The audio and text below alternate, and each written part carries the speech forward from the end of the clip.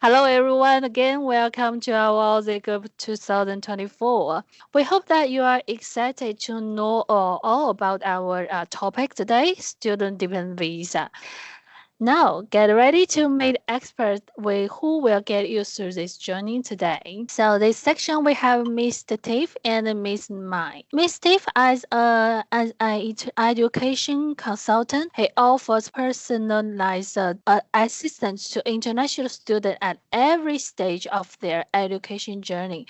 Now, let me introduce our registered migration, Mai Nguyen. She is a registered migration agent with an Australian education background in law and education.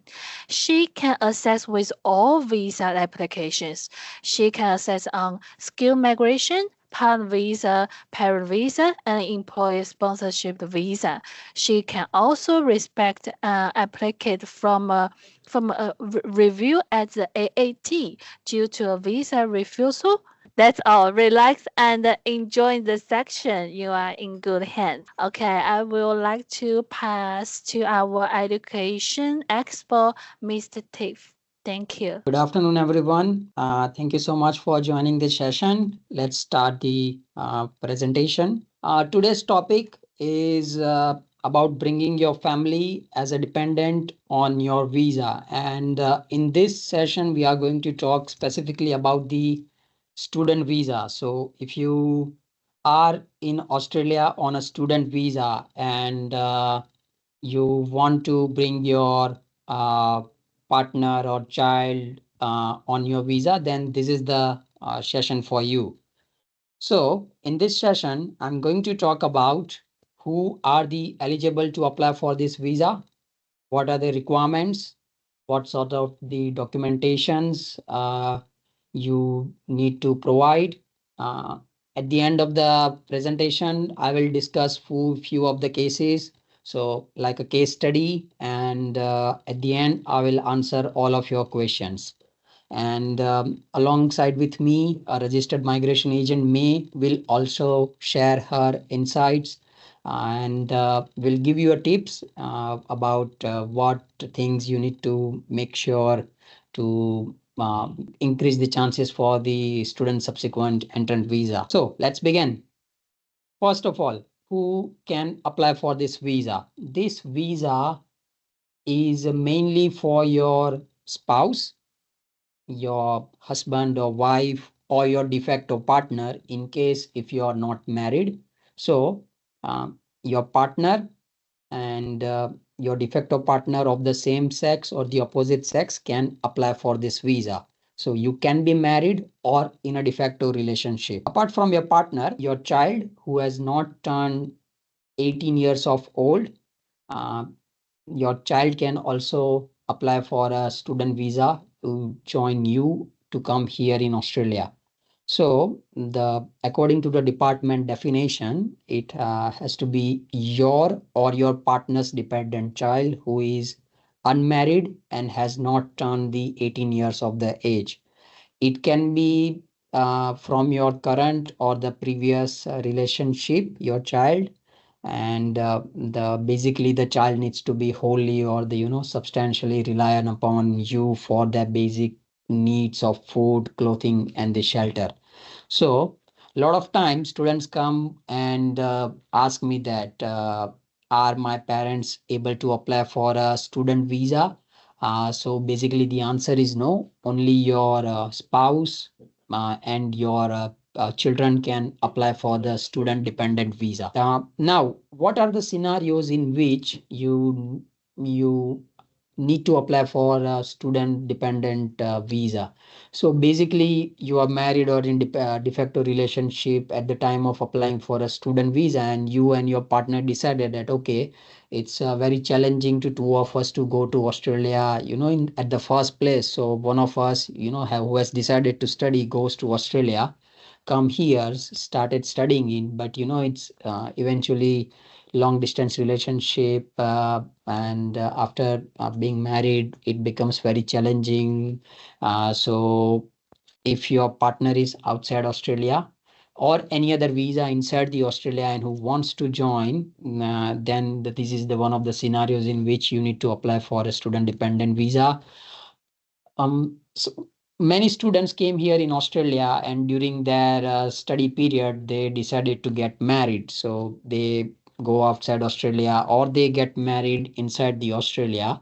And now they need to apply for their partner's visa to bring them here, or they want to join their partner's visa here on a student visa. So that is also one of the scenario. And a lot of parents who decide to come to Australia to study, and they decide that let's not add their children at the first place because it's a new country. You don't know the scenario, what's going to happen over there, what's going to be a climate. So they came in Australia first, and then once they settled down after 6 months or a couple of months, they decided to bring their child. So that is also one of the scenario in which a lot of students come across. Now, being a primary applicant who came here to study on a student visa, they need to make sure that they comply with their visa conditions and immigration's compliance, so that the next application that they are going to apply for their partner or a child does not get refused just because the primary applicant did not fulfill the visa condition. So first point I want to discuss is that maintain the enrollment and the level of the study. So what does I mean by saying is that if you came here to study master's degree, and now you came here in Australia and you are not sure about your study, you are not happy with your study, and you decided to change it due to some reason, and you ended up going into a lower level course which is not a master's level, for example diploma or certificate. That means you are breaching your primary visa condition. So if you apply your partner's visa, most likely it's going to get refused because as a primary applicant you are not meeting the visa condition and the compliance. Maintain the academic integrity. That's the second point. A lot of students who came here in Australia sometimes they face issues with their study because they are not able to adapt the study pattern, assignment, assessment, and deadline of the assignment. So they ended up getting failed. And when you apply for a student dependent visa, case officer, they look at your progress letter of the main applicant, and if you don't have a good record, then there is also a chances that they can refuse your visa as well. So make sure as a main applicant you keep on have a good academic record as well. Maintain your OSHC, overseas student health cover. Make sure it does not get expired. If it's going to get expired or it's expired, you can purchase it from our Compare portal as well. Make sure you update your address detail. Every time you change your address, you need to notify to the Department of Home Affairs. Work as permitted means you as international students, you are not allowed to work more than 48 hours fortnight when the study is in the session, until and unless you are a research or a PhD student. Do not provide false or the misleading information, and maintain your course progress. So I've put the link in this presentation, and I will share the link as well in the chat section. So you can go through all the conditions that you have on your student visa. Now let's talk about the requirement. Now, as I've discussed, primary applicant must hold a valid Australian student visa, have enough health insurance, also have enough money to stay here in Australia. Of course, you need to look after for your living expense, fees, as you might before coming in Australia, you have showed the financial documents to your university and also to the Department of Home Affairs. The GS requirement, I will talk about the GS requirement in a bit in the later part of the presentation. Meet the character requirements, make sure that you are not involved in any sort of the activity which involved in any sort of the legal activity. Make sure you pass your health assessment which is conducted by the Department of Home Affairs, and most importantly not to have any sort of the visa cancellation or a previous visa application refuse, because if you have any past cancellation or the refusal for your partner or as a main applicant, this might affect your application for your spouse or your children for a student dependent visa. Another thing which I want to highlight is that when as a main applicant you apply for a student visa from outside Australia, from whatever country, you need to declare your family member in your visa application. So if you are married, make sure you inform or to your agents, and also if you are lodging a visa application by yourself, make sure you add your partner in your visa application. Just declare them that you are married. Also provide your marriage certificate and the identity documents, because if you do not do that and you lodge a visa, you come here, and then next time when you apply your partner's or your children's dependent visa application, immigration go back to your main visa application for a main applicant, look into the details, what information you put in your visa application. Did you declare that you are married or you have any children? And if you fail to do that, uh, and now when you apply for a visa application for them, immigration will think that, hang on, initially you mentioned that you are not married or you do not have any family member to, and now suddenly you are lodging the visa. So you are breaching the one of the condition to not to declare your family member, and you provide the misleading information. Based on that fact, your application can get refused. Also, if you are in Australia after getting the visa and you decide to get married, and once as soon as you get married, once you have your marriage certificate and if you have your partner's passport, immediately inform the immigration that you got married. Fill up the change of circumstance form. You can email them, you can post them along with the supporting documents, and the same applies to the if you have the newborn after getting the visa, get a passport, get their birth certificate, and just update your visa application so that the immigration knows that now you have children as well. Now, what sorts of the documents you need to arrange for to support your student dependent visa application? First thing foremost, your identity documents, your marriage certificate, children's birth certificate, and most importantly, you need to show the financial documents, specifically when you apply for a student dependent student subsequent entrant visa application. A lot of times students have a confusion, came to me and asked me that I'm studying in group of 8 university, which is level 1, widely popular term described as streamline, where you do not need to show the financial documents and the English language proof. But when it comes to student dependent visa application, you need to show the financial documents not just for your partner or your child, but also for a main applicant as well. So if you apply specifically a student subsequent entrant application, student dependent visa application, you need to show the living expense for a main applicant. You need to show the fees for the 1 year. On top of it, your travel cost, which I will talk about in a later part of the presentation. So I hope it's clear that if you apply the visa application, you need to show the financial document. It not mean that if you are studying in level 1, you do not need to show the funds when it comes to the student dependent application. And lastly, the genuine student supporting documents about your family ties, financial ties, employment ties. What are the incentive for you to return to your home country after finishing the study or after working for 1 or 2 years in Australia? How it's gonna benefit you? As I mentioned earlier in the presentation, that if you are newly married or in a de facto relationship, if you get married, please provide your marriage certificate and the other evidence that your marriage is valid in Australia. And if you are in a de facto relationship, provide the proof of your de facto relationship documents.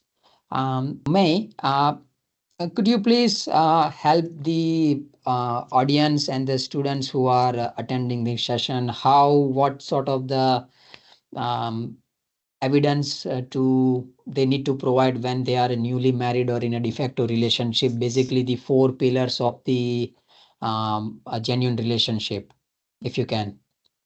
Sorry. So being newly married, of course, the marriage certificate is good enough to use because that's the only kind of strong document when you're married.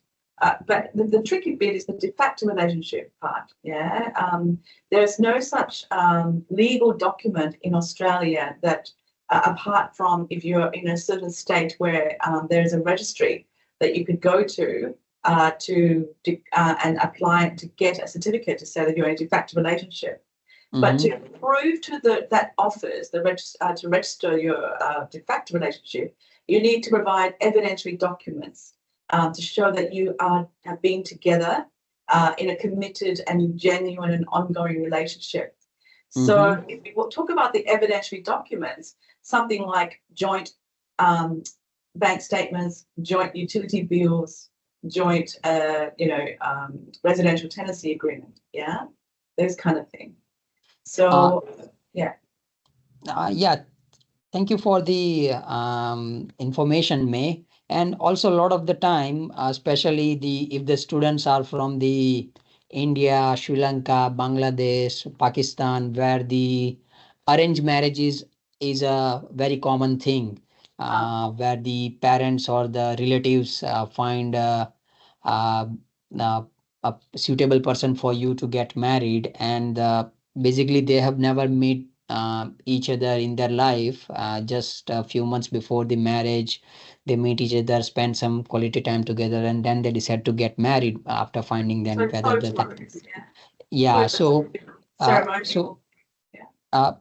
Are these the finance, household, social matter, and the commitment also applicable to them as well? If they are newly married? Maybe not yet, because they haven't. If they may not have even lived together just yet, right? So they might have a trouble with that to show proof. So photos, even we call it statutory declaration here in Australia, but if they can do an affidavit in the home country.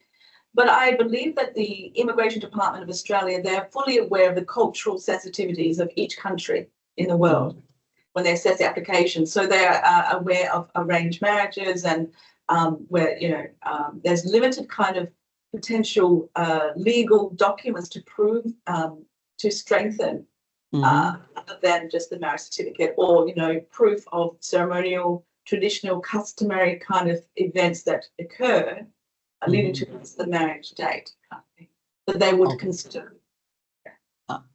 Thank you for the information, May. So, students, if you are in a, if this is your case, and if this is the situation that you are going to be in the future, you are planning to getting married, and if it's an arranged marriage, then make sure you, after getting the married, get a marriage certificate. That's your legal document. Also arrange documents like invitation letter to the relatives, your marriage ceremonial photos, also the photos with the family members, which can prove that your genuineness of the relationship. Also, if you have any sort of the joint bank statement, anything that is combined under both of your name, which will help you to support your student dependent application, especially if you are newly married. Now, I come across with this situation where parents are here and their children are back in their home country, and now since it's very difficult to live without the children for a parents and also for a child. So they come to me and ask me, we want to bring our daughter or a son here in Australia, and what sort of the documents we need to arrange. So first and foremost, you need to arrange the birth certificate or and also the family registration in a lot of countries. It's available a document which proves that you are a parent of a child and that and the child is is yours. If you have adopted children, then you need to have an adoption paper. If applicable, it changes from country to country. Parental responsibility documents, and also the every parent needs to fill up the 1229 consent form to grant an Australian visa. That's a form that when the child under the 18 is traveling to the Australia, so that form needs to be signed by the parents, and also a stat deck giving to consent to child to visit Australia on this visa. Now, if your child is above 5 year old and the below 5 year old, there is a two separate criteria for the children. If the child is above 5 year old, then they are supposed to start enroll for a school, going for a pre-kindy, then after the year one. So if your child is above 5 year old inside Australia or outside Australia and you want to apply for their student dependent visa, you need to arrange a letter from a school. It can be public or private, and you need to arrange a letter from a school stating that your child has a valid enrollment or will have a valid enrollment if they came inside the Australia. So a lot of the time the parents ask me that can we arrange this document after the children gets the visa, and then we provide the letter. The answer is no. It's a visa requirement. You need to get the enrollment at the time of lodging the visa application. So you cannot get it after getting the visa. You need to get it at the time of applying the visa. So if you are planning to apply for your children's visa, especially to bring them here in student visa, so make sure first you secure the enrollment for them if they are above 5 years old. And once you have the letter, then apply for the visa. You can start looking into your nearby suburbs. Try to find out how many public or the private schools are there, and you can straight away approach them. You tell them that you have a valid visa, you want to apply for a student visa for your kid, and this is the one of the visa requirement. So I'm pretty sure that the schools are very friendly and helpful here. They give the enrollments to the kids. Now, the most important aspect of the student visa application is the financial requirement. And the Department of Home Affairs has made a significant change into the last couple of months about the student visa. And in less than 12 months, they have increased the financial requirement twice. So now it is because of the rising cost, especially the living cost here in Australia. So according to that, they have increased the living expense for students in Australia as well. So as a main applicant, the living expense is $29,710. For your spouse or de facto partner who is above 18 years old, it is $10,394, so roughly 10,500. And if you have a dependent child, then it's 4,449, so close to 4,500. But if you have a child who is above 5 year old, means school age dependent kid who is planning to apply for a visa, then on addition to the dependent child's living expense, you also need to provide 13,502 annual school cost.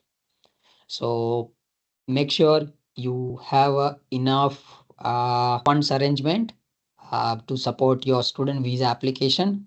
So I try to make it simple in this table. So you can take a screenshot, or you can follow the presentation later on once we upload into the YouTube, also on our social media. So this is the up-to-date latest new financial requirement. And also on top of the financial school and the living expense, you also need to provide the travel cost as well. So if the applicant is inside the Australia, it's $1,000 because, and if the applicant is outside Australia, so you need to consider it as a $2,000. So 1 year tuition fee, 1 year living for a main applicant, 1 year living expense for a spouse, 1 year living expense for a child, and a school for a school going child. It's going to be a also the annual school going fee. So together, whatever is the number that comes up, you need to provide it. And if you are applying the visa for less than a 1 year, then the pro rata calculations are applicable, which means you convert this figure into the daily basis, calculate the number of the days for which you are seeking the visa, and just convert into the whatever the number of the months you are asking for the visa. Now, a lot of times students have a doubt that what sort of the financial documents they need to provide. First and foremost, education loan. If you provide the education loan, that is the one of the best documents to support your student visa application, because bank has verified your background. Bank will also provide a supporting documents to prove the genuineness of your funds. Also, you will have a collateral, which means you will have enough incentives to return. And also, bank will transfer money into from the loan account to a student account. So if you have access to the student loan, you can provide the loan, a student loan, education loan. Sometimes people also apply for a mortgage or any sort of the personal loan. So any loan is acceptable.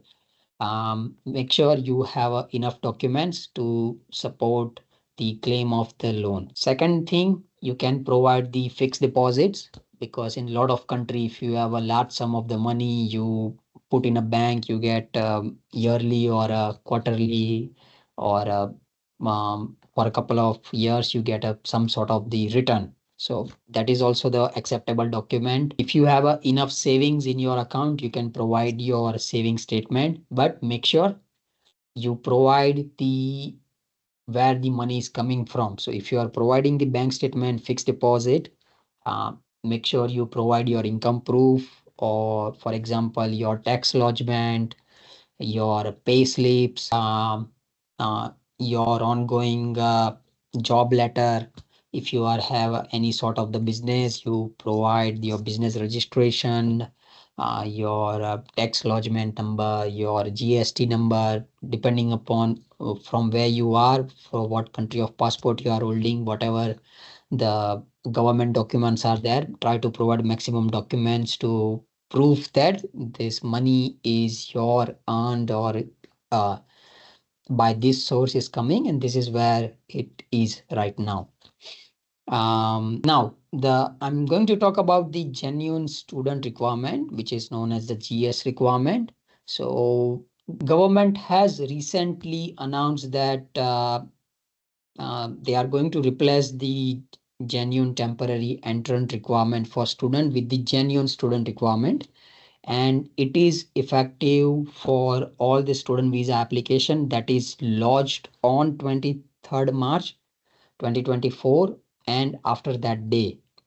So basically the GS stands for genuine student requirement, and it is a integrity measurement for students to make sure that their entry in Australia is on a temporary basis to study, to get a valuable international work experience, not just to use it to come here in Australia on a visa and then jump around to use it for other visa purposes, especially the permanent residency. GS serves as a real reliability measure that the student program is used not for a temporary stay, but use it for a genuineness to utilize the study culture that is provided by the Australia get a valuable work experience. Now, here I have highlighted the main difference between the GT and the GS. So any application that is lodged before the 23rd of the March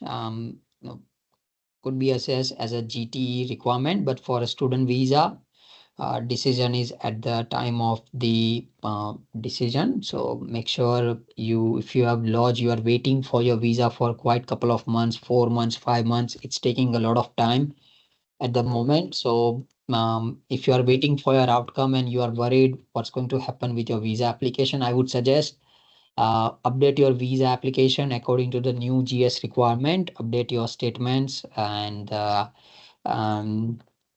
so GS requirement aims to encourage the student processing the skill essential for Australia's post-study permanent residency pathway as well. So now, under the GS requirement, you can also claim that yes, you want to get the valuable work experience in Australia, and you want to particularly study this course because this is the great opportunity for that student to study here.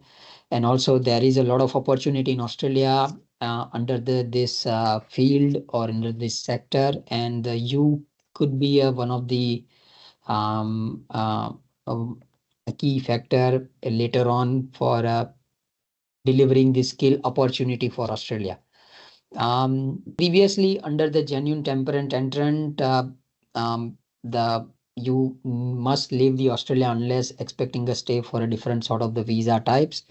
But under the GS requirement, it integrate the student with the skill Australia needs to fulfill the country's workforce after the graduation through the post-study opportunity that you get the 485 temporary graduate visa, and you can also explore the permanent residency pathway.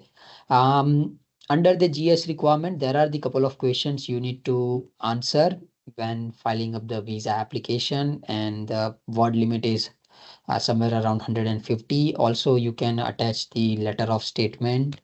It is similar like a statement of purpose, but a bit in more depth that how the Australian work experience is going to help you to achieve your life goals and the career goals. Now, these are the questions that students need to answer when they are filling up the student visa application. And also, it is not specifically mentioned in the student dependent visa application, but I wouldn't be surprised if they don't assess the application according to this main key five sections. Mainly they ask for the applicant's current circumstance, how are their family ties, what are the employment, economic circumstance here in Australia for that applicant or for your partner or your child, why the particular this sort of the course, and how this particular institute or university or RTO provider is going to help you to achieve your goals, how the course is going to fulfill you to develop the skill, achieve the desired job or the business goals that you have that you want to achieve. Also, if you are inside the Australia and then you are applying the visa again, or you are planning to apply a dependent visa, they look at your study history in Australia, whether how you are using the student visa program, whether you are jumping again and again, you keep on extending, whether you are failing, you are not meeting the study requirement or not. And if you are meeting that, why? If you have passed the course, then why you want to do the next course again? If the applicant is holding another non-student visa, for example, 600, and then after arriving in Australia, they want to apply for a student visa, which is going to stop after the 30th of this month. But if anyone who is applying before 30th of the June, and then why they need to apply for a student visa? and other relevant information which you can provide to support your application. Now, in this last part of the section, I'm going to talk about the common refusal factors. The most important is that they fail to provide the relationship proof. If you are applying for your partner or your spouse or your de facto partner's student dependent application, not to provide enough financial documents. So make sure you calculate the funds. Also check the conversion rate as well. I would suggest try to provide extra $500 or $1,000 more financial documents in case if currency rate changes. So that's what I advise to most of my students. Third reason is not have enough incentive to return to home country. Your partner or spouse is, for example, has graduated outside Australia but not been employed, and now the case officer is gonna think that your main applicant is here. Now the spouse wants to come here, which does not have a enough strong financial, economic, employment ties. So yeah, that could also affect. So if your spouse is a bit older, I would say 25 or above or 30 or above, and you are planning to apply a dependent visa application, make sure you provide all the proof that what your spouse was doing in the outside Australia, what sort of the jobs or business or what sort of the asset they have, so that you can prove that you have enough times with your home country. And most importantly, for your kids, not to, if they are above 5 year old, not able to provide the school enrollment proof. So make sure you attach that. And primary applicant is breaching the visa condition. That is the most common reason for a dependent visa application, because a lot of times students lodge the visa application for their spouse, and during where that visa application under the process, and the main applicant changing the course multiple times, breaching the condition, not maintaining the health insurance, working more than the what is the standard requirement, which is 48 hours fortnight. So immigration comes to know, and they ended up refusing the application for the dependent. And I've seen that sometimes that they also sending the cancellation notice to the main applicant. So make sure you do not breach your visa conditions if you are here in Australia. And now we are going to talk about the couple of the cases and the scenario. So you could be one of them. And also, if your friends or family members are going to apply for the dependent visa, this might be the one of the case. So let's talk about the student A. Now, student A is currently in Australia on a student visa, came here last year in the November. And at the time of when the student A applied for the student visa, he was engaged. Let's assume the student A is a guy. He engaged to a girl, and now came here to study. And now they are planning to get married next month, which is July 2024. So what this student A needs to do?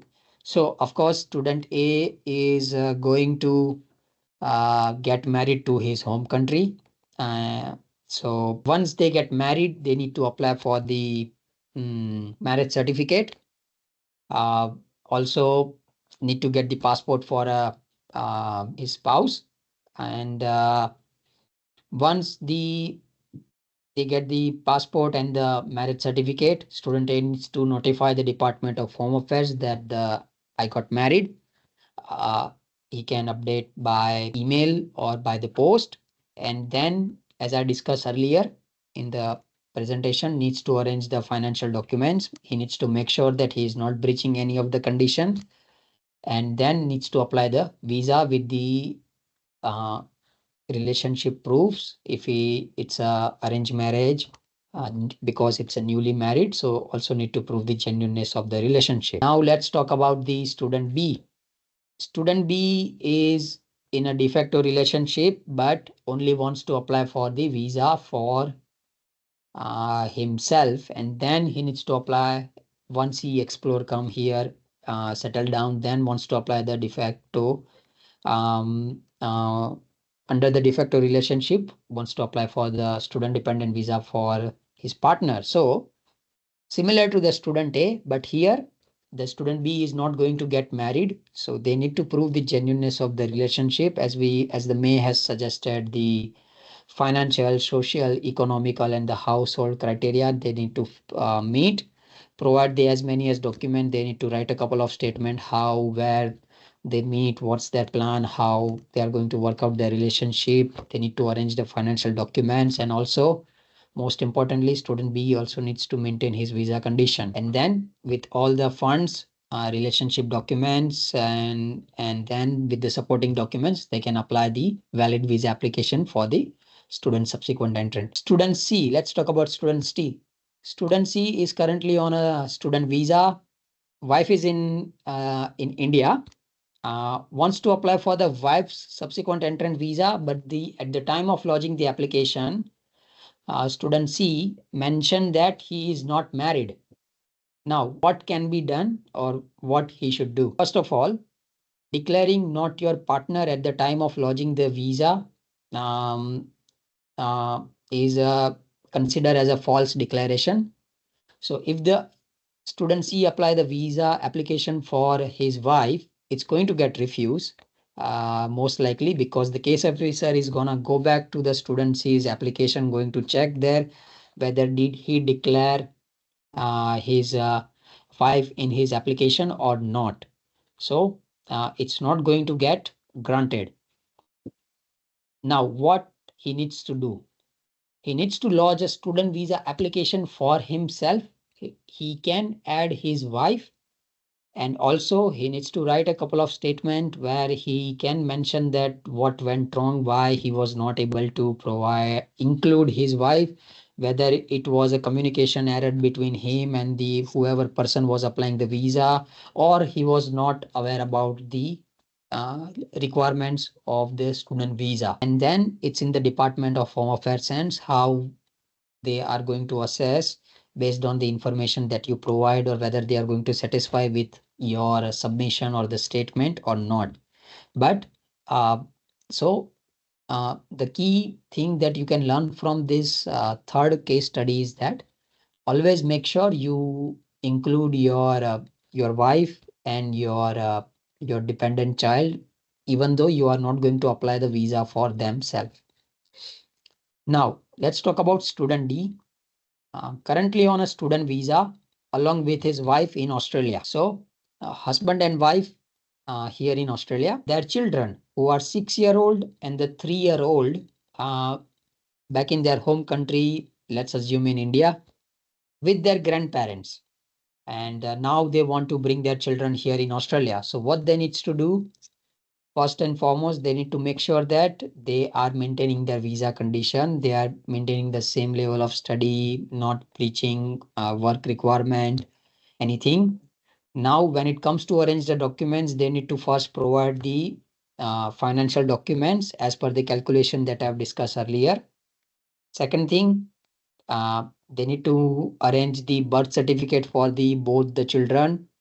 Now here, one of the children is above the 6-year-old. That means they need to find a school enrollment letter for the 6-year-old and provide the birth certificate, passport detail, and also 1229 form. And then they can submit the application along with the GS statement, financial documents, and with the evidence to provide a proof that they are their children. I hope this session was helpful for you. Okay, thank you, Tirth. Thank you, Mai. Thank you for everyone who joined our section today. You have a nice day today. See ya. No worries. Thank you. Thank you. Thank you. Bye-bye.